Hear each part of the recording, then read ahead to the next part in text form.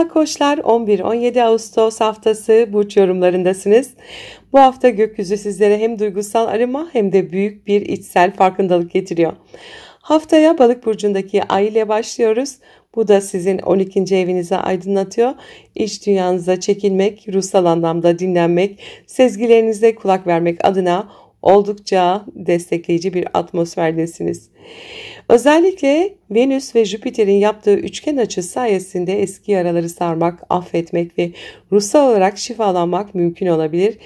Ve güzel haber, Merkür Retrosu da aynı gün sona eriyor. 12 Ağustos'ta ayın sizin burcunuza geçmesiyle birlikte artık tüm gözler üzerinize çevriliyor. Kendinizi daha net, daha motive ve daha cesur hissedebilirsiniz. Ancak akşam saatlerinde Mars ile oluşan karşıtlık ikili ilişkilerde gerilim yaratabilir. Özellikle partnerinize veya yakın çevrenize karşı daha sabırlı ve yumuşak olmaya özen göstermelisiniz.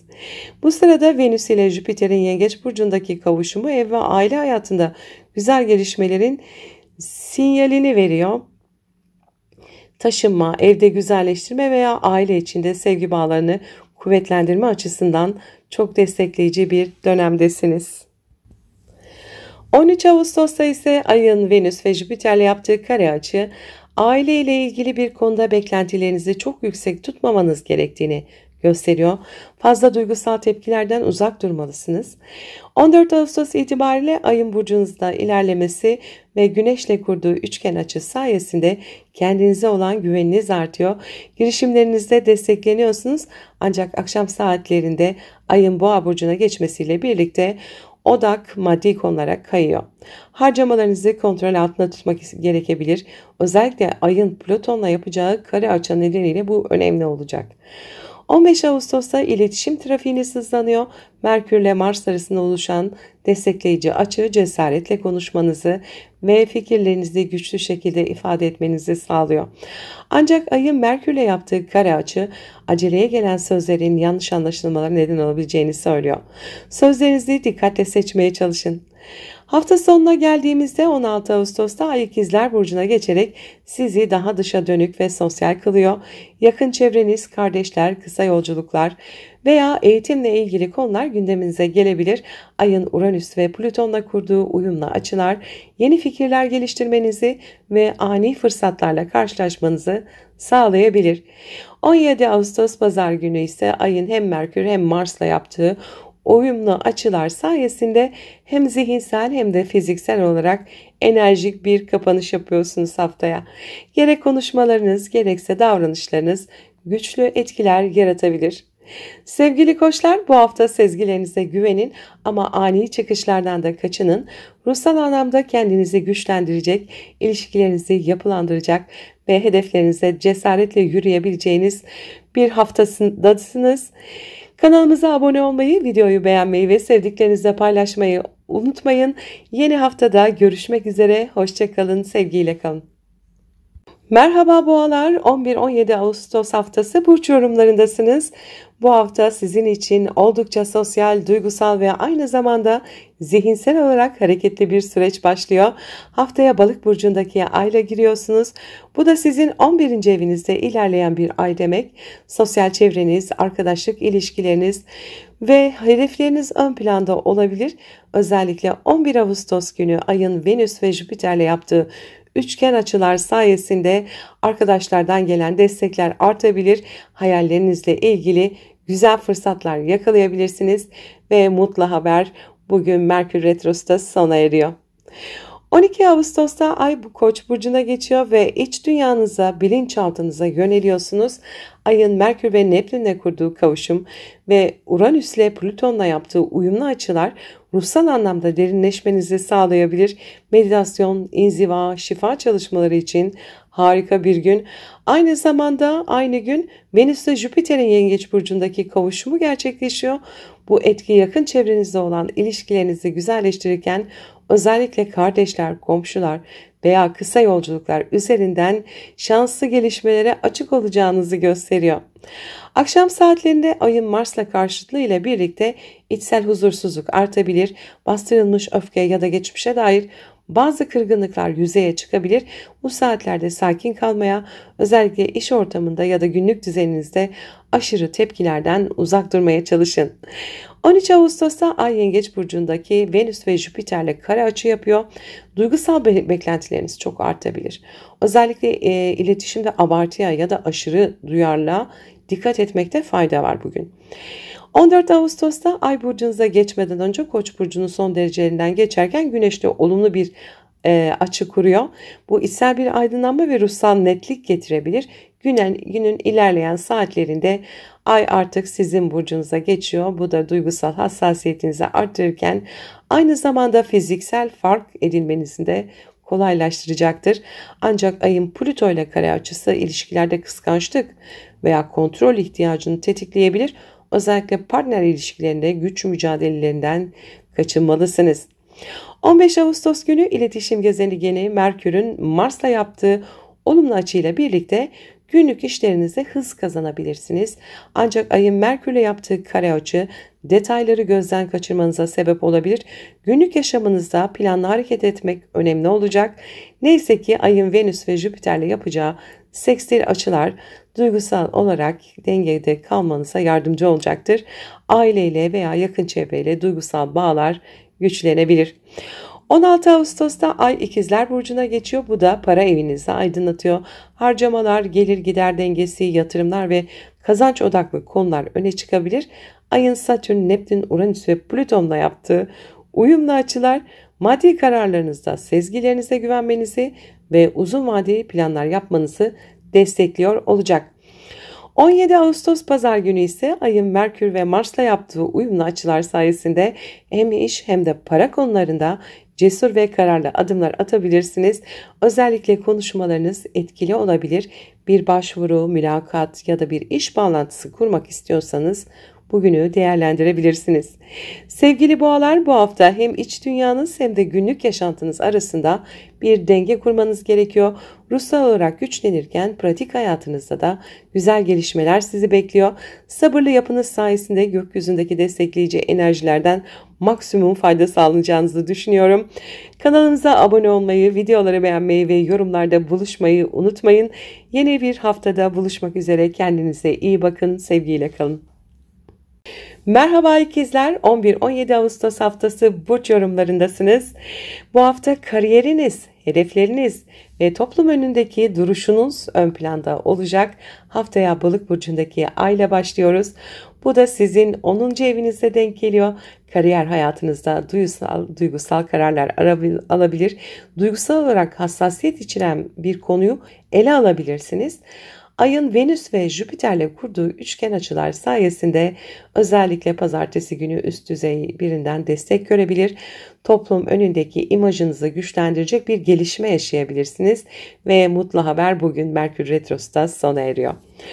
12 Ağustos'ta Ay Koç burcuna geçiyor ve sosyal çevrenizde hareketlendiriyor. Satürn ve Neptün'le olan kavuşumlar hayal ettiğiniz bir projeyi somutlaştırmanız için size ilham verebilir. Uranüs ve Plüton'la olan sekstil açılar ise sürpriz fırsatlara kapı aralayabilir.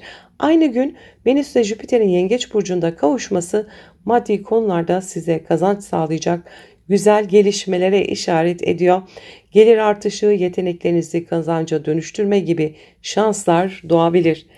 Fakat akşam saatlerinde Ay'ın Mars'a karşıtlığı var. Arkadaş çevresinden biriyle fikir ayrılığı yaşamanıza neden olabilir. Sosyal ortamlarda sabırlı olmakta fayda var. 13 Ağustos günü Ay'ın Venüs ve Jüpiter'le yaptığı kare açı harcamalara dikkat etmeniz gerektiğini gösteriyor. Maddi konularda aşırıya kaçmak, gereksiz alışverişler yapmak mümkün. Para dengesine biraz daha özen göstermelisiniz bugün.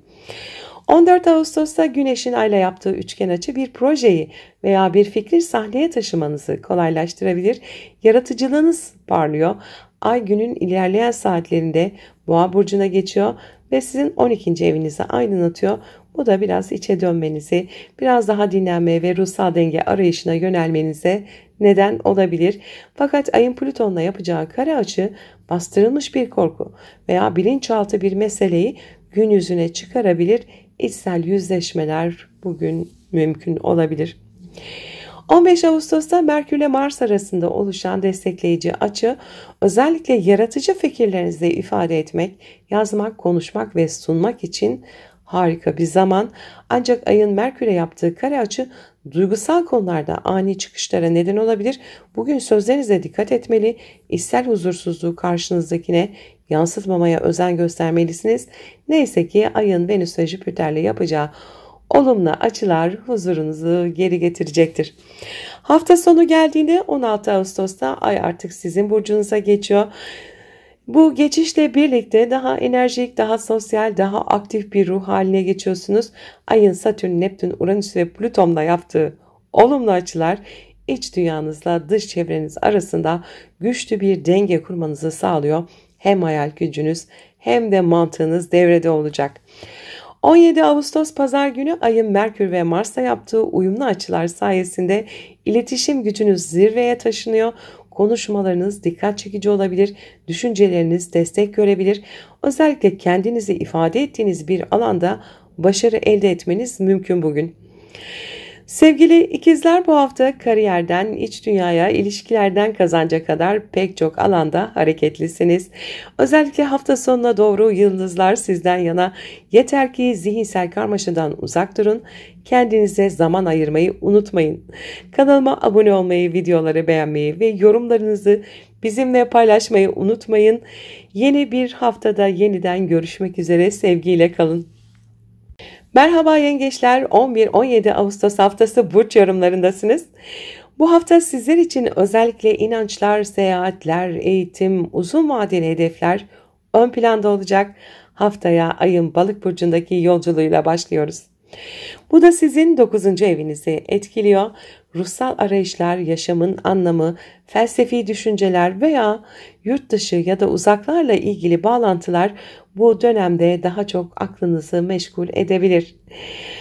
11 Ağustos günü ayın Venüs ve Jüpiter'le yaptığı destekleyici açılar sayesinde özellikle eğitim, yurt dışı, seyahat veya yayıncılıkla ilgili konularda büyük şanslar ve güzel haberler gündeme gelebilir ve mutlu haber bugün Merkür Retrosu'da sona eriyor. Bu güzel enerjileri daha da güçlendiren bir görünüm ise 12 Ağustos'ta gerçekleşiyor. Venüs ve Jüpiter burcunuzda kavuşuyor. Yani bu hafta siz adeta gökyüzünün en şanslısı olabilirsiniz. Aşk, güzellik, uyum, para ve mutluluk enerjisi sizinle. Kendinizi sevin, yenilenin, ışığınızı ortaya koyun. Hayatınızda şans ve bereketi çekmek için harika bir dönem. Aynı gün Ay Koç burcuna giriyor ve kariyer evinizde ışık tutuyor.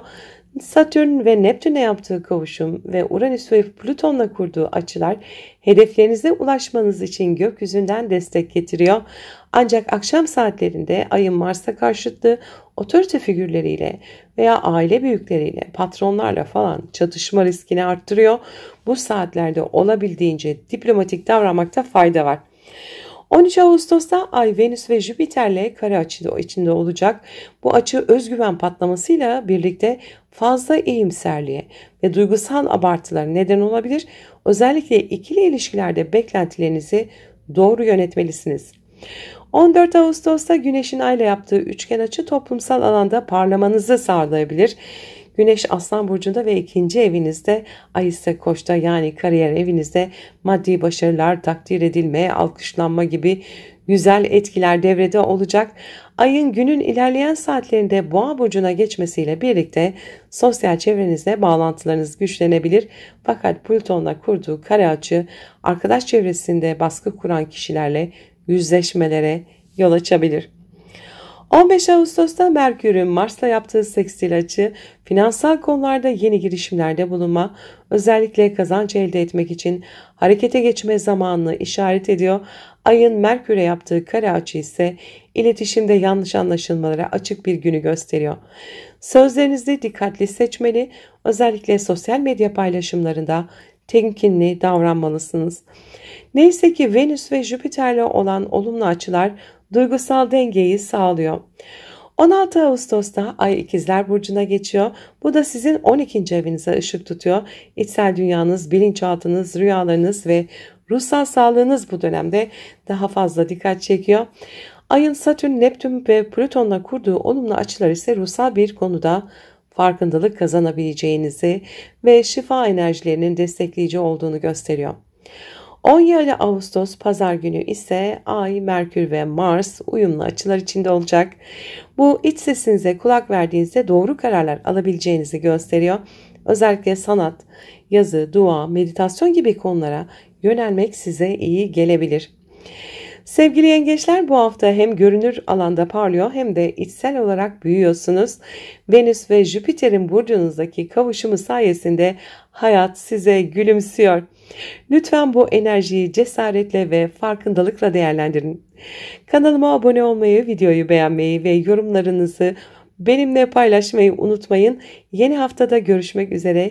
Kendinize çok iyi bakın. Sevgiyle kalın. Merhaba aslanlar, 11-17 Ağustos haftası burç yorumlarındasınız. Bu hafta sizin için en dikkat çekici gelişmelerin başında Merkür'ün retrosunun bitişi geliyor tabii ki. Üstelik bu geçiş tam da sizin burcunuzda gerçekleşiyordu. Uzun süredir düşündüğünüz ama bir türlü adım atamadığınız konularda artık harekete geçme zamanı. Kendinizi net ve güçlü bir şekilde ifade edebilir, önemli görüşmelerden başarıyla çıkabilirsiniz.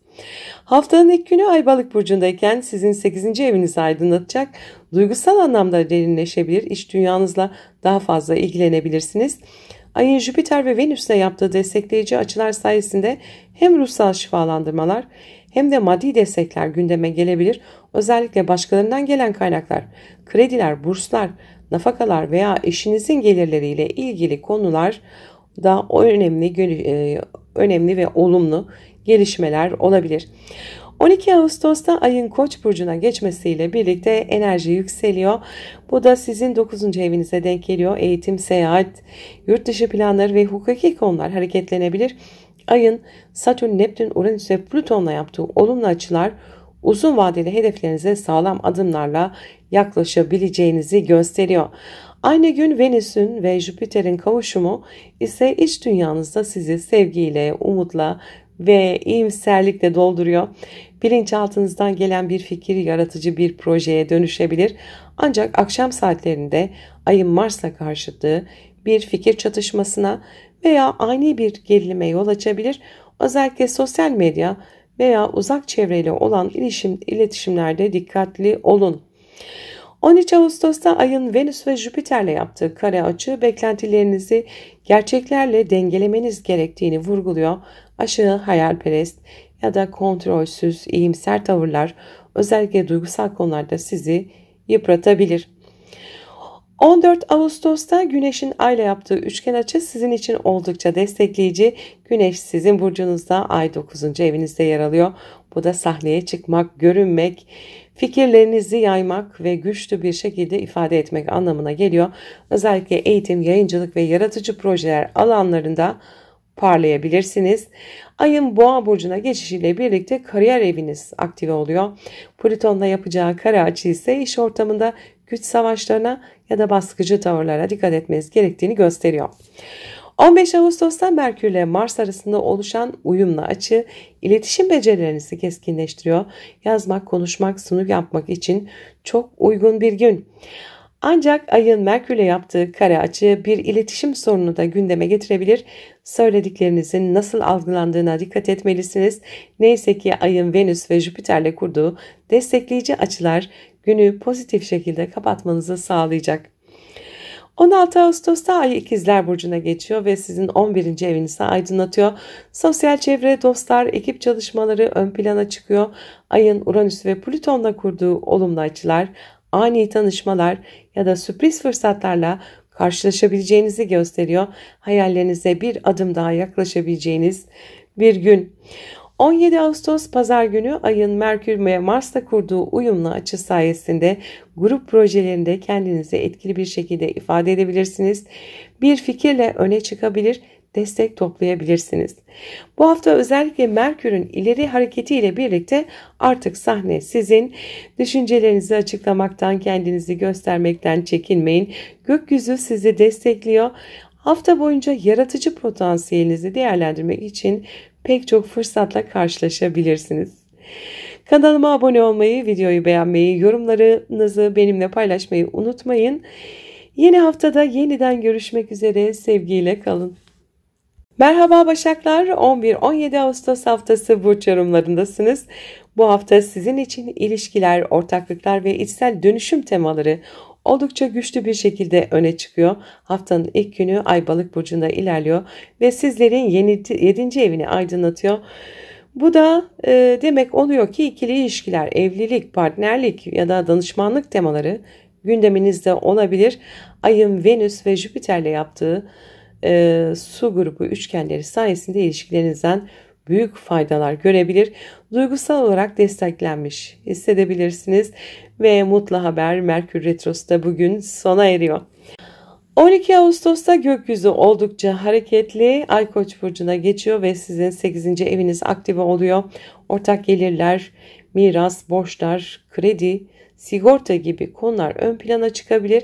Ayın Satürn ve Neptün'le kurduğu kavuşum enerjisi bu alanda disiplinli olmanız ve hayal ettiğiniz bir maddi konuyu gerçeğe dönüştürmeniz için fırsatlar sunuyor. Aynı gün Venüs ile Jüpiter'in kavuşumu ise sosyal çevrenizden gelen destekleri artırıyor. Arkadaş ortamlarından ya da bulunduğunuz topluluklardan şanslı gelişmeler yaşayabilirsiniz. Ancak akşam saatlerinde Ay'ın Mars'a karşıtlığı finansal konularda bir çatışmaya ya da ani bir harcamaya işaret edebilir. Eşinizle ya da ortağınızla para yönetimi üzerinden gerginlikler yaşanabilir. Bu saatlerde dikkatli olmakta fayda var. 13 Ağustos'ta Ay, Venüs ve Jüpiter'e kare yapıyor. Fazla iyimser davranışlar ya da hayal kırıklığı yaratabilecek yüksek beklentiler söz konusu olabilir. Özellikle sosyal çevreli olan ilişkilerde gereksiz harcamalara veya yanlış anlaşılmalara dikkat etmelisiniz. 14 Ağustos'ta Güneş'in Ay'la üçgen açısı sizi içsel olarak motive ediyor. Güneş 12. evinizde ilerlerken ruhsal alanlara yönelmeniz, kendinizi dinlemeniz ve içsel bir temizlik yapmanız mümkün. Ayın Boğa burcuna geçişiyle birlikte 9. eviniz aktive oluyor. Eğitim, yayıncılık, seyahat ve inanç sistemleri bu süreçte önem kazanıyor. Ancak Plüton'a yaptığı kare açı fikir çatışmalarını ya da yolculuk planlarında stresli gelişimleri de tetikleyebilir. 15 Ağustos'ta Merkür ve Mars arasında uyumlu bir açı oluşuyor. Bu da zihinsel keskinliğinizi ya da ikna yeteneğinizi arttırıyor. Artık dikkat etmeniz gereken Ayın Merkür'le yaptığı bir kare açı da var. Bastırdığınız bazı düşüncelerin yüzeye çıkmasına neden olabilir. Neyse ki Ayın Venüs ve Jüpiter'le de kurduğu sekstil açı günü pozitif bir atmosferle tamamlamanızı sağlayacaktır. 16 Ağustos'ta Ay İkizler Burcu'na geçiyor. Sizin 10. evinize yerleşiyor. Kariyer, toplum önündeki duruşunuz ve geleceğe dair hedefleriniz bu süreçte ön plana çıkacak.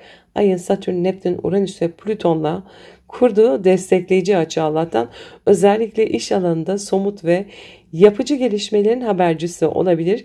Sürpriz teklifler alabilir ya da önemli bir başarı elde edebilirsiniz. 17 Ağustos Pazar günü Ayın Merkür ve Mars'la yaptığı olumlu açılar fikirlerinizi otorite figürlerine rahatça aktarmanıza ve iş hayatında hızlı ilerlemenize yardımcı olabilir. Sözleriniz etkili, kararlarınız güçlü olacak. Sevgili Başaklar, bu hafta hem içsel hem de dışsal anlamda bir toparlanma ve yapılandırma sürecine giriyorsunuz. Özellikle iş, finans ve ilişkiler alanında kararlı ve planlı olursanız gökyüzü sizi destekliyor olacak. Güneşin burcunuza geçmesine az kaldı. Bu nedenle şimdi kendinizi gözlemleme ve ruhen arınma zamanı. Kanalıma abone olmayı, videoları beğenmeyi, yorumlarınızı benimle paylaşmayı unutmayın. Yeni haftada tekrar görüşmek üzere. Sağlıcakla kalın, sevgiyle kalın. Merhaba teraziler, 11-17 Ağustos haftası burç yorumlarındasınız. Yeni haftaya adım atarken gündeminizde günlük yaşam düzeniniz, sağlık konularınız ve iş ortamınız ön plana çıkıyor. Ayın Balık burcundaki seyahatiyle başlıyoruz haftanın ilk gününe ve sizin 6. evinizi etkiliyor. Bu da demek oluyor ki işler, sorumluluklar, sağlık kontrolleri ya da beslenme düzeninizle ilgili konulara odaklanıyorsunuz. Ayın Venüs ve Jüpiter'le yaptığı uygun açılar hem bedeninize şefkat göstermeniz hem de iş ortamınızda destek bulmanız açısından sizi oldukça rahatlatabilir ve mutlu haber, bugün Merkür Retrosu da sona eriyor. 12 Ağustos'ta gökyüzü oldukça hareketli, ayın Koç burcuna geçişiyle birlikte ilişkiler eviniz yani 7. eviniz aktive hale geliyor. Partnerlikler, eşiniz, danışanlar veya birebir yürüttüğünüz tüm ilişkiler bu süreçte daha görünür hale gelebilir. Ayın Satürn ve Neptün'le yaptığı kavuşum ilişkilerde sorumluluk alma ve gerçeklerle yüzleşme zamanının geldiğini söylüyor. Uranüs ve Plüton'dan gelen sekstil açı destekleri ise dönüşüm odaklı adımlar atabileceğinizi, ilişkilerde derinleşebileceğinizi gösteriyor. Aynı gün Venüs ve Jüpiter'in kavuşumu sizin haritanızda 10. evinizde gerçekleşiyor. Toplumsal statünüz, kariyeriniz ve geleceğe dair büyük planlarınız açısından önemli ve şanslı bir zaman dilimindesiniz. Takdir görme, ödül alma ya da sosyal çevrenizde daha görünür hale gelme gibi gelişmeler yaşayabilirsiniz. Ancak akşam saatlerinde ayın Mars'la karşıtlığı devreye giriyor. Bu da ilişkilerde gerilim yaratabilecek bir atmosfere işaret ediyor. Özellikle ikili diyaloglarda dengeyi korumaya çalışın. 13 Ağustos'ta ayın Venüs ve Jüpiter'le yaptığı kare açı, kariyer hedefleriyle ilgili özel ilişkiler arasında bir denge kurmanız gerektiğini gösterebilir. Aşırı idealize ettiğiniz bir durumu gerçekçi bir gözle yeniden değerlendirme zamanında olabilir. 14 Ağustos'ta Güneş'in Ay'la yaptığı üçgen açı sayesinde dostça ilişkiler, yapıcı konuşmalar ve geleceğe dair hedefleriniz konusunda pozitif bir akış yakalayabilirsiniz. Ayın Boğa burcuna geçişiyle birlikte ortak kaynaklar, yatırımlar, eşin parası ya da vergi gibi konular öne çıkıyor. Ancak Plüton'la yaptığı kare açı bu alanlarda baskı hissettirebilir. Özellikle para ve güven temalı konularda daha sakin kararlar almaya özen gösterin. 15 Ağustos'ta Merkür ile Mars arasında oluşan sekstil açı, sosyal çevrenizle hızlı fikir alışverişleri yapabileceğinizi, insanlarla ikna edici şekilde iletişim kurabileceğinizi vurguluyor. Ancak ayın Merkür'e yaptığı kare açı grup içinde fikir çatışmalarına neden olabilir. Neyse ki ayın Venüs ve Jüpiter'le kurduğu güzel açılar işbirlikçi bir tutumla her şeyi tatlıya bağlamanıza yardımcı olacaktır. 16 Ağustos'ta Ay İkizler Burcu'na geçiyor. Bu sizin 9. eviniz, yani eğitim, yolculuklar, yabancılarla ilişkiler ve kişisel gelişim alanlarını aktive ediyor. Ayın Uranüs ve Plüton'la kurduğu destekleyici açılar sayesinde ani bir seyahat planı çıkabilir, önemli bir kursa başlayabilir ya da yüksek bilinçle hareket edebilirsiniz. Gündeminize ilginç ve öğretici fırsatlar da girebilir. 17 Ağustos Pazar günü ayın Merkür ve Mars'la yaptığı olumlu açılar sosyal medya, yazılı işler, eğitim ve iletişim alanlarında başarılı girişimleri destekliyor. Özellikle hukuki konularda çözüm arıyorsanız bugün harekete geçmek için güzel bir gün. Sevgili yükselen teraziler, bu hafta ilişkilerde dengeyi bulmak, iş hayatında yükselmek ve hedeflerinize doğru cesaretle ilerlemek adına harika bir gökyüzü sizi bekliyor. Hem aklınızı hem de kalbinizi kullanarak dengeli adımlar atmanız haftayı başarıyla tamamlamanızı sağlayacaktır. Kanalıma abone olmayı, videoları beğenmeyi, yorumlarınızı benimle paylaşmayı unutmayın. Gelecek hafta görüşmek üzere. Hoşça kalın, sevgiyle kalın. Merhaba akrepler, 11-17 Ağustos haftası burç yorumlarındasınız. Gökyüzü bu hafta sizlere hem duygusal hem de yaratıcı anlamda güçlü destekler sunuyor. Haftaya ayın Balık burcundaki seyahatiyle başlıyoruz. Bu sizin 5. evinizi, yani aşk hayatınızı, çocuklarla ilişkilerinizi ve yaratıcı alanlarınızı aydınlatıyor. Ayın Venüs ve Jüpiter'le yaptığı uyumlu açılar kalbinizi açmanızı, romantizmi hissetmenizi ve sevgi alışverişinde cömert olmanızı sağlıyor. Eğer sanatsal ya da sahneyle ilgili bir işte uğraşıyorsanız bu alanlarda ilham verici gelişmeler yaşayabilirsiniz. Ve mutlu haber, 11 Ağustos'ta da Merkür Retrosu sona eriyor. 12 Ağustos'ta ayın Koç burcuna geçişiyle birlikte çalışma hayatınız ve günlük temponuz hız kazanıyor. 6. eviniz aktive olacağı için iş ortamınızda bazı sorumluluk artışları olabilir. Aynı gün Venüs ve Jüpiter'in kavuşumunda gerçekleşiyor ve sizin 9. evinizi etkiliyor. Eğitim, seyahat, akademik konular ya da hukuki meselelerde büyük şanslar söz konusu. Bu alanlarda sürpriz bir gelişme sizi çok sevindirebilir. Satürn ve Neptün'le kavuşması ise aşk hayatınızda ciddiyet ya da bir konuda netlik arayışına işaret ediyor. Bugün hayal ettiğiniz bir ilişkinin ya da projeye dair bir hayalin gerçeğe dönüşümü potansiyeli yüksek. Uranüs ve Plüton'dan gelen destekleyici açılar partnerle sağlam bir adım atmanızı ya da bir yatırım konusunda kararlı davranmanızı sağlayabilir. Ayın Mars'la yaptığı karşıtlık ise iş ortamında ya da sağlığınızla ilgili konularda biraz stres yaratabilir. Özellikle bedensel gerginliklere karşı dikkatli olun. 13 Ağustos'ta Ay, Venüs ve Jüpiter'le kare yapıyor. Bu ideallerinizle gerçekler arasında bir gerilim yaratabilir. Bir seyahat planı, eğitim fırsatı ya da yurt dışı bağlantılı bir konuda beklentilerinizi çok yüksek tutmamaya çalışın. 14 Ağustos'ta Güneş'in Ay'la kurduğu üçgen açı sayesinde iş ortamında olumlu geri bildirimler alabilir. Üstlerinizden takdir görebilirsiniz. Günün ilerleyen saatlerinde Ay'ın Boğa burcuna geçmesiyle birlikte ilişkiler, evlilik ya da ortaklık temaları öne çıkacak. Ancak Ay'ın Plüton'la yaptığı kare açı bazı ilişkilerde güç savaşlarına ve kıskançlık temalı gerginliklere neden olabilir.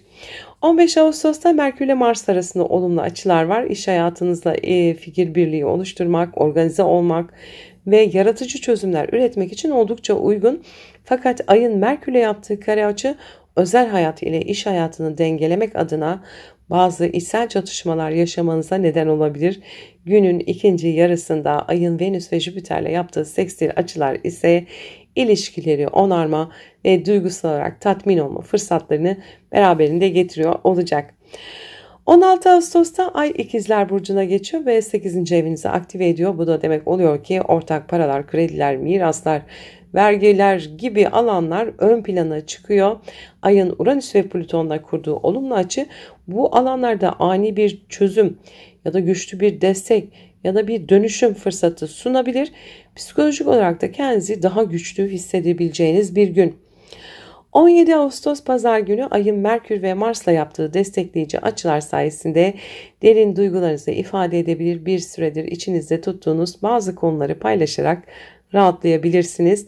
Ayrıca bugün araştırma yapmak, terapiye başlamak ya da zihinsel odak isteyen bir işe girişmek için çok uygun bir gün.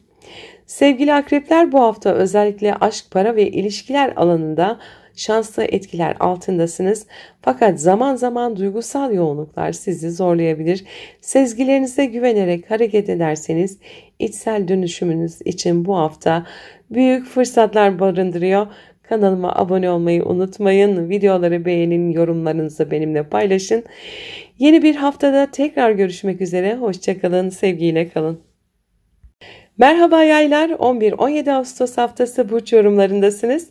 Bu hafta gökyüzü size hem ailevi konularda hem de romantik ve sosyal alanlarda dikkat çeken fırsatlar sunuyor. Haftaya Ay'ın Balık burcundaki seyahatiyle başlıyoruz. Bu sizin 4. evinizi aydınlatıyor. Aile içi ilişkiler, evinizle ilgili düzenlemeler ve duygusal güvenlik temaları haftanın ilk gününde ön planda. Ayın Venüs ve Jüpiter'le yaptığı olumlu açı yuvanızda huzur ve bolluk yaratabilecek etkiler taşıyor. Aile büyüklerinden destek görebilir. Ev ortamında sevgi dolu bir atmosfer yakalayabilirsiniz. Ve mutlu haber, bugün Merkür Retrosu'da sona eriyor. 12 Ağustos'ta Ay'ın Koç burcuna geçmesiyle birlikte aşk hayatınız, çocuklarla ilişkiler ve yaratıcı yönleriniz ön plana çıkıyor. Bu alanlarda duygusal canlılık ve harekete geçmeyi isteyeni arttırıyor. Ayın Satürn ve Neptün'e yaptığı kavuşum duygusal güven arayışınızı ve aşkı daha ciddi ya da idealist bir temele oturtma arzunuzu güçlendiriyor. Aynı gün Venüs ve Jüpiter de Yengeç burcunda kavuşuyor. Bu kavuşum sizin 8. evinizde gerçekleşiyor ve maddi anlamda güçlü destekler, ortak kaynaklardan gelen bolluk ya da miras, kredi gibi konularda sürpriz gelişmeler getirebilir. Ayın Uranüs ve Plüton'la yaptığı sekstil açılar sizi yaratıcı projelerde cesaretlendirebilir. Ancak akşam saatlerinde Ayın Mars'la yaptığı karşıtlık çocuklarla veya aşk hayatınızla ilgili bir konuda gerginliğe yol açabilir. Ani çıkışlardan uzak durmanızda fayda var. 13 Ağustos'ta Ay, Venüs ve Jüpiter'le kare yapıyor. Maddi konularda aşırı idealist davranmamaya dikkat etmelisiniz. Harcamalarınız ya da duygusal yatırımlarınız düşündüğünüz kadar karşılık bulmayabilir. Gerçekçi planlar yapmanız önemli olacak. İdealize etmeyin hiçbir şeyi. 14 Ağustos'ta Güneş'in Ay'la yaptığı üçgen açı sahneye çıkmak, dikkat çekmek ve yaratıcılığınızı ortaya koymak için mükemmel bir enerji sağlıyor. Ayın Boğa burcuna geçmesiyle birlikte 6. eviniz aktive oluyor. İş ortamında yoğunluk artabilir. Günlük hayatınızda bazı düzenlemelere ihtiyaç duyabilirsiniz. Plüton'la yapılan kare açı ise iş ortamında bazı kişisel baskılarla yüzleşmenize neden olabilir. 15 Ağustos'ta Merkür ve Mars arasında destekleyici açılar var. Sosyal çevrenizle olan iletişiminizi hızlandıracak bu. Arkadaşlar gruplarınızda önemli fikir alışverişleri yapabilir. Hedeflerinize ulaşmak adına adımlar atabilirsiniz. Ancak ayın Merkür'le yaptığı kare açı zihinsel yorgunluk ya da detaylara fazla takılma riski getiriyor. Neyse ki ayın Venüs ve Jüpiter yaptığı sekstil açılar maddi ve duygusal anlamda rahatlayıcı etkiler yaratacak. 16 Ağustos'ta Ay İkizler Burcu'na geçiyor. Bu sizin için 7. evi yani evlilik, ilişkiler ve ortaklıklar alanını aktif hale getiriyor. Uranüs ve Plüton'dan gelen güçlü açılar sayesinde ilişkilerde dönüşüm yaratabilecek adımlar atabilirsiniz. Kararlı ve yenilikçi çözümler bulabilirsiniz. 17 Ağustos Pazar günü Ay ve Merkür'ün ve Mars'ın olumlu açıları var. Partnerinizle sağlıklı bir iletişim kurmanızı ve olası gerginlikleri yapıcı şekilde çözmenizi sağlayabilir. Ortak işlerde verimli bir gün geçirebilir, yeni bir başlangıç için adım atabilirsiniz. Sevgili yaylar, bu hafta aileden ilişkilere, maddi konulardan sosyal çevrelere kadar birçok alanda önemli gelişmelerle karşılaşabilirsiniz. İç sesinizi dinleyin. Hem sezgileriniz hem de aklınız size rehberlik edecektir. Kanalıma abone olmayı unutmayın. Videoyu beğenin ve yorumlarınızı benimle paylaşın. Gelecek hafta tekrar görüşmek üzere. Sevgiyle kalın. Merhaba Oğlaklar, 11-17 Ağustos haftası burç yorumlarına hoş geldiniz. Bu hafta gökyüzü size iletişim, ailevi sorumluluklar, duygusal bağlar ve finansal konularla ilgili birçok güçlü gelişme sunuyor. Haftaya ayın Balık burcundaki seyahatiyle başlıyoruz. Bu sizin 3. evinizi aydınlatıyor. Kardeşler, yakın çevre, iletişim, eğitim ve kısa yolculuklar gündeminizde olacak. Ayın Venüs ve Jüpiter'le yaptığı üçgen açı sayesinde önemli haberler alabilir, bir eğitim fırsatını değerlendirebilir ya da yakın çevrenizden maddi manevi destekler görebilirsiniz. Ve mutlu haber, bugün Merkür Retrosu da sona eriyor. 12 Ağustos'ta ayın Koç burcuna geçmesiyle birlikte odağınız ev ve aile yaşamına kayıyor. Evde yapılması gereken işler, ebeveynlerle ilgili konular ya da taşınma, karar alma süreçleri hızlanabilir. Ayın Satürn ve Neptün'e yaptığı kavuşum geçmişten gelen bir ailevi meseleyi daha yapıcı bir şekilde ele alma fırsatı yaratıyor. Aynı gün Venüs ve Jüpiter de Yengeç burcunda kavuşuyor. Bu kavuşum sizin 7. evinizde gerçekleşiyor. İlişkiler, evlilik ya da ortaklık konularında büyük şans kapısı aralanıyor. Bekar olanlar için yeni bir aşk ilişkisi olanlar için ise kalıcı bir bağ kurma zamanı olabilir. Ayın Uranüs ve Plüton'la yaptığı destekleyici açılar aşk hayatınızda ani ve olumlu gelişmelerin habercisi olabilir. Ancak akşam saatlerinde ayın Mars'la karşıt açısı ev ve iş dengesini kurmakta zorlanmanıza ya da aile bireyleriyle bir gerilim yaşamanıza neden olabilir. Sakin kalmakta fayda var. 13 Ağustos'ta Ay, Venüs ve Jüpiter'le kare açı yapıyor. İlişkilerde beklentileri fazla yüksek tutmak hayal kırıklıklarına neden olabilir. Bir ortaklık ya da evlilik kararı alırken duygular kadar gerçekleri de hesaba katmalısınız. 14 Ağustos'ta Güneş'in Ay'a yaptığı üçgen açı aile ortamında sıcak, koruyucu bir atmosfer yaratırken Ay'ın Boğa burcuna geçmesiyle birlikte aşk hayatınız, çocuklarla ilişkiler ve yaratıcı projeler ön plana çıkacak. Plüton'la yapılan kare açı ise kıskançlık, sahiplenme ya da kontrol ihtiyacından kaynaklı bazı gerginliklere dikkat çekiyor. Sevgiyle yaklaştırmak kazandıracaktır bugün. 15 Ağustos'ta Merkür ve Mars arasında bir destekleyici açı var. Finansal konularda sizi güçlü ve stratejik kararlar almaya yöneltebilir. Merkür ise sizin 8. evinizde ilerliyor ve ortak kazançlar, miras ya da kredi gibi alanlarda etkili. Ayın Merkür'e yaptığı kare açı ise ani kararlardan kaçınmanız gerektiğini gösteriyor. Günün ilerleyen saatlerinde Ayın Venüs ve Jüpiter'le yaptığı uyumlu açılar sayesinde romantik ilişkilerde keyifli gelişmelerde yaşanabilir. 16 Ağustos'ta Ay İkizler Burcu'na geçiyor ve sizin 6. eviniz, yani iş hayatı, rutinler ve sağlık temalarının vurgulanacağı anlamına geliyor. Uranüs'le kavuşum, Plüton'la üçgen açı, sürpriz çözüm yolları, ani gelişmeler ve güçlü dönüşümler getirebilir. İş ortamında fark yaratabilirsiniz.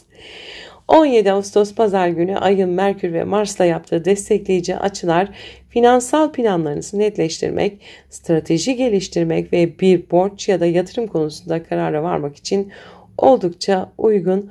Ayrıca zihinsel olarak da oldukça üretken olabilirsiniz. Sevgili oğlaklar, bu hafta ilişkiler, aile bağları ve finansal konularda gökyüzü size önemli fırsatlar sunuyor. Gerçekliklerle sezgilerinizi harmanlayarak ilerlerseniz çok şey kazanabilirsiniz. Kanalıma abone olmayı, videoları beğenmeyi ve yorum yapmayı unutmayın lütfen.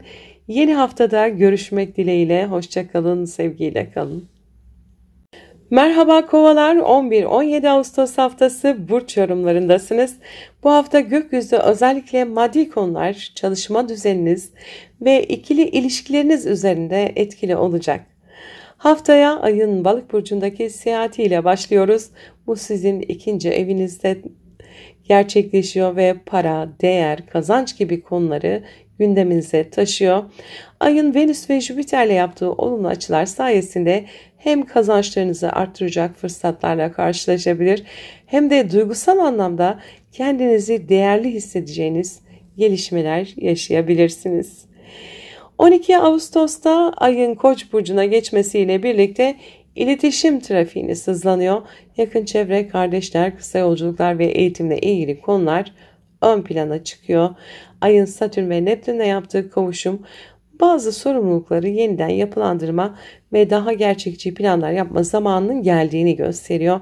Aynı gün Venüs ve Jüpiter Yengeç burcunda kavuşuyor. Bu kavuşum sizin 6. evinizde gerçekleşiyor.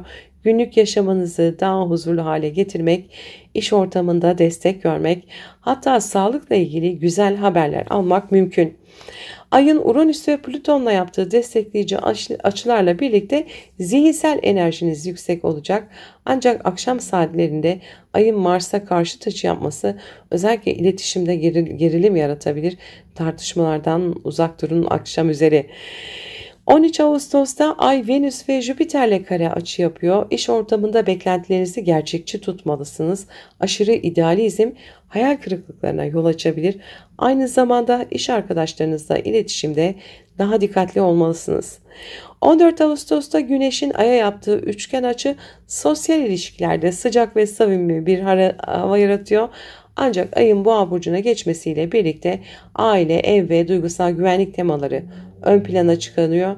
Ay'ın Plüto ile karesi aile içinde ya da ev hayatınızda kontrolcü davranışlardan uzak durmanız gerektiğini hatırlatıyor.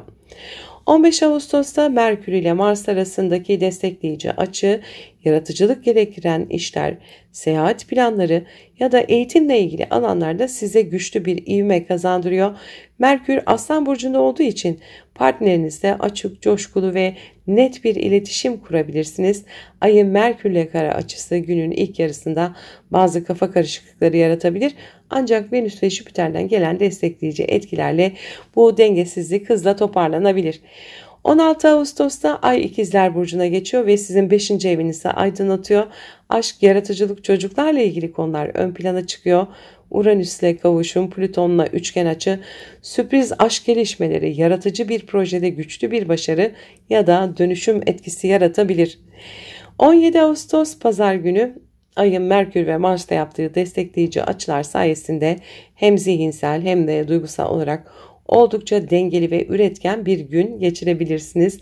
Özellikle sosyal etkinlikler, romantik buluşmalar ya da sahneye çıkmak isteyenler için bugün oldukça destekleyici. Sevgili kovalar, bu hafta gökyüzü sizi hem zihinsel hem de duygusal anlamda destekliyor. Hayatınıza dair önemli farkındalıklar kazanabilir, ilişkilerinizi daha sağlam temellere oturtabilirsiniz. Kanalıma abone olmayı, videoyu beğenmeyi ve yorumlarınızı benimle paylaşmayı unutmayın. Haftaya tekrar görüşmek üzere, sevgiyle kalın.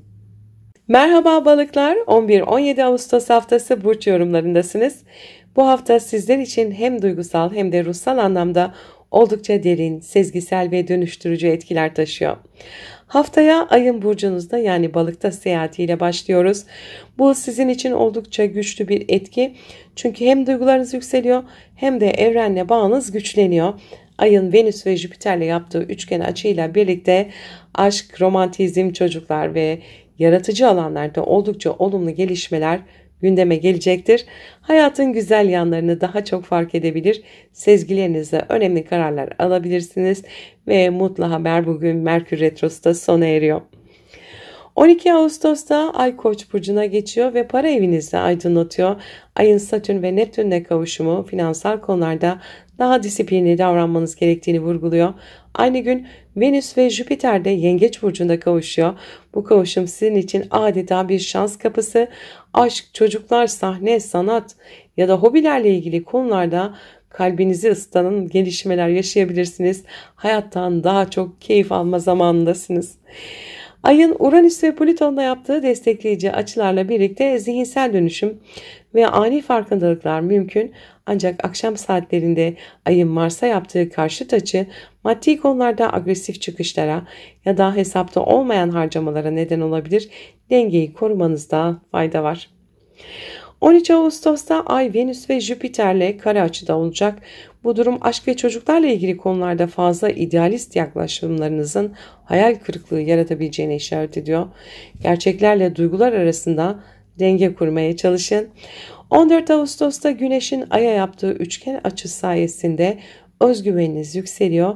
Günlük işlerinizde başarı sağlayabilir, sağlığınıza daha dikkat edebilirsiniz. Ay Boğa burcuna geçmesiyle birlikte ise zihniniz bilgiye, öğrenmeye daha açık hale gelecek. Ancak Plüton'la olan kare açı arkadaş çevresinden gelen baskılara ya da iletişimde güç savaşlarına karşı dikkatli olmanız gerektiğini gösteriyor. 15 Ağustos'ta Merkür ile Mars arasında uyumlu bir açı var. Bu özellikle iş ve para konularında hızlı ve etkili kararlar alabileceğinizi gösteriyor. Ancak ayın Merkür'e yaptığı kare özellikle sabah saatlerinde bazı kafa karışıklıklarına neden olabilir.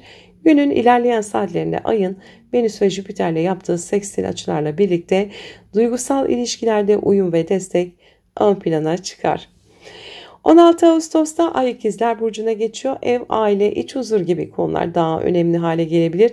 Uranüs'te kavuşum, Plüton'la üçgen açı ise evde yapılacak teknolojik bir değişiklik, ev içi iletişimde güçlenme ya da duygusal bir farkındalık getirebilir.